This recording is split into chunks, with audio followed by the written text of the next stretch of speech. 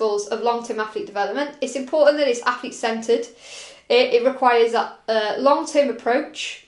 It's around ensuring that there's that discussion or kind of understanding of that early versus late specialisation. It focuses on the fundamental movement skills and physical literacy. It's important to understand those windows of trainability and opportunity. It looks at planning and coaching and competition programs, and it's also around that system integration and alignment. So they're the key points hopefully you've been able to draw from this session so far on long-term athlete development. The outcome of this is a win-win one. So as a result of developing that physical literacy and developing those key skills and working through those sport-specific areas of training, we're ultimately going to either get people who are in that sports performance route or people who are therefore long life physically active participants. And that's what we want to try to achieve in terms of the two sides of the spectrum in terms of performance and participation.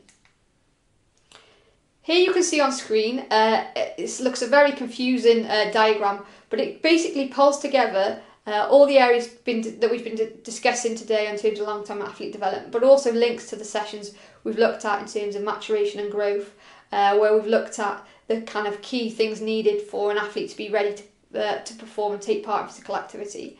So some of the discussion has been very focused around the kind of performance route and the performance element of it.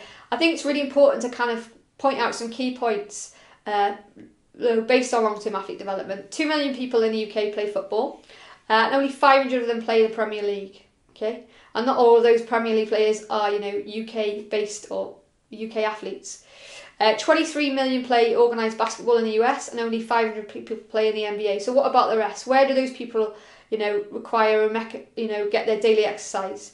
So it's important to emphasise the importance of this athlete development pathway to incorporate, where we're enhancing health and fitness as well as performance. So it's having that fine balance of participation, but also support of elite athletes. So ensuring that people are physically active to avoid obesity issues across the board, but also we're trying to ensure that athletes in that elite stage don't drop out, burn out, lose interest or overtrain or get injuries as a result of the poor player development pathway.